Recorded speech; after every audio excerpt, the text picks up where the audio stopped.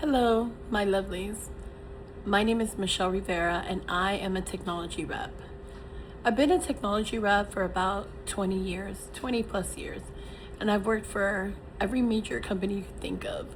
Well, the longest one has been over 17 years. And I am starting to learn a lot about AI. How can you not, right? AI is pretty much taking over our world. A lot of people, though, seem to not want to believe it, right? They don't want to think we're getting into that type of world, right? So, as a technology rep, I deal with customers that are using AI software and need, data center space to run their software applications. And a lot of data centers are running out of electricity because they need a lot of electricity to run these software, a lot of power. So I deal with that like every day. So let me introduce myself. My name is Michelle Rivera. I am a technology rep, and I also am an entrepreneur. I do have a website that has a lot of technology stuff on it. I also am on every social media platform, including this channel, my YouTube channel. So if you're here and you found me, this was meant for you to learn what I've been learning. So I'm not an expert. Let me just give my disclaimer. I'm not an expert by any means. I don't have a PhD in AI. I am taking some classes regarding AI, ChatGPT, also Claude, also artifacts, also learning about Kimmy, the new AI that just came out, as well as the mall blocks, which we'll talk about that in another video. That is a little scary. But first of all, I also own a small music label called Bear Maximum Music. I have two artists under my belt. One is named Bear. You can find them by searching B.E.A.R, which means be everything anyone rejected. And he's always been called Bear since he was a little kid. He is from Southeast Georgia, and he's country. He's Dominican and Black. He sings very good. I mean, he's the most talented person I've ever met. He similar to people like there's a couple other artists that can make up a song within seconds, or just go into the studio and hear a song and they could redo it redo the beat themselves. He has that type of ear. He's a producer, songwriter, singer. He's also a DJ. He plays the drums and he plays the keyboards. So that's about Bear. Now he does R&B, he does a little bit of rap, hip hop, and he does country. He does have one song that is a house song on his Spotify. So you can find him on Spotify, iTunes, Apple Music, all the major platforms. He has a distribution deal right now at Universal Music Group. So he's very talented. Check him out. My second artist is Mystery. Mystery is an artist that does house music, or what we call techno music. But she's more on the house side than the techno. Technical is like a lot more electronic music, like made by computers, whereas house music is just fast music you hear like at raves. I have written all her songs and she sings them for me. So that's Mystery. You could just look up Mystery and find her. On a lot of her album covers, it's like cartoonish. No, so it's not really like a person voice, or a person's face you would see on her album covers, but she's also very talented too. She has about 10 songs out. So I run a small music label as well. So when do I have time to sleep? I don't know.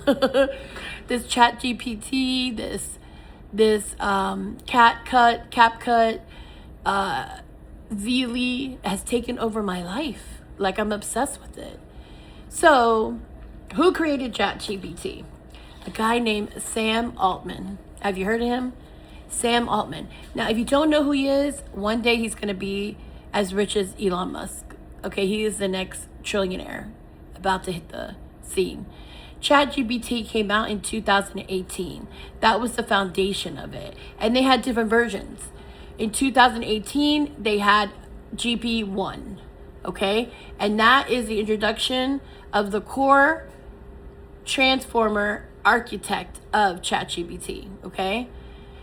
Then ChatGPT 2 came out in 2019, and that demonstrated very coherent long-form text generation. So now it's evolving, right? From when it started in 2018, it's starting to evolve. In 2020, there was a massive leap for it to be more of a general purpose, like also, you know, taking languages. Like I can go in there right now and say, tell me how to say it in Vietnamese.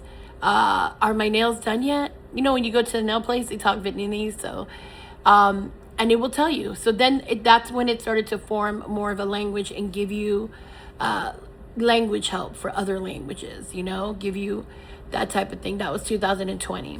So when was it available for the whole world? 2022. So what year are we in right now? We're in 2026.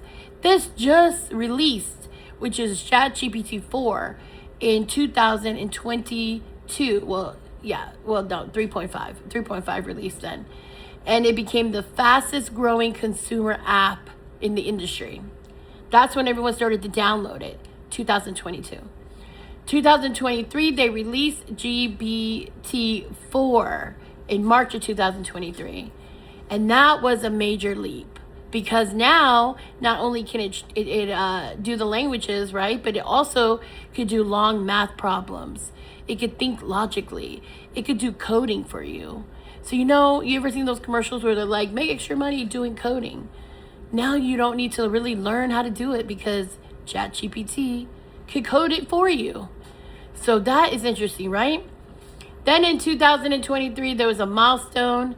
There was subscription based now where you can actually subscribe to ChatGPT so you can get more out of it. So like right now you can go on there for free and it'll do like 2 or 3 things for you, maybe 5 things for you. But then it hits a wall and then it's like you have to subscribe. Then when you subscribe, you can get into all these other things within ChatGPT. All these other things that can be done. Like, for instance, think about it. Instead of hiring a person to do graphics for you to start up a website, if you use artifacts, which we'll get in a later video, it can create an entire website for you from beginning to end. And it can be up within 10 minutes. Crazy, right? So now we're in 2024. There was an expansion into the vision, audio, and ecosystems. It evolved into a broader multi-model assistant with models like GPT gaming, gaining popularity for their warm conversational tone. So now it can talk to you. If you want somebody with the British voice, it'll talk to you with the British voice. If you want a woman's voice, it'll talk to you in a woman's voice. It became more like you're talking to a person rather than a computer. So now we're that was the expansion in 2024. Now, there was a rollout in 2025, GPT-5. Now, this was text, images, audio, video. Like, I can go right now and say, make me a video of one of the items on my website. I'll tell them the item of what it is, like a cell phone holder, right? Made by this company, give them the dimensions, tell them I'd like a video of someone sitting at a desk actually using this item, and they will make you a video. You don't got to do it yourself anymore. Because back in the day, when you needed to do videos for your products, you had to either hire someone that does that all the time so it looks professional, right? You need to put money into hiring a studio so you have the right lighting, the right backdrop. Then after they get the video, you have to hire a graphic artist to actually edit the video, right? To put in all the words you wanted to say, how much it is. Maybe you wanted to change some of the wording for the video and you had to actually have a person like me doing the video for you, like speaking the video for you and having it being recorded. You don't got to do that anymore. ChatGPT does it all. So what's going to happen now in 2026? Well, we're going to talk about in another video that 2020, you know, that show 2020, just came out with a robot that is so much like a person. It could run, it could dance, it could do flips, it could do things without you even telling it. Like, you'll tell him the initial thing to do, and he'll learn as he's going. And you don't have to tell him or instruct him or stand by him or watch over him, because he's doing the job. Now, this is the problem with that. It is going to take away jobs from people that do manual labor. It's going to. And a lot of people are afraid out there about that. They're afraid of that. Or they're not paying attention to seeing how this is evolving, right? So as I'm taking this course through AI, I'm going to have several videos that come out talking about other parts of ChatGPT, like Claude. What can Claude do for you? What is Architects? What is that got to do with Claude?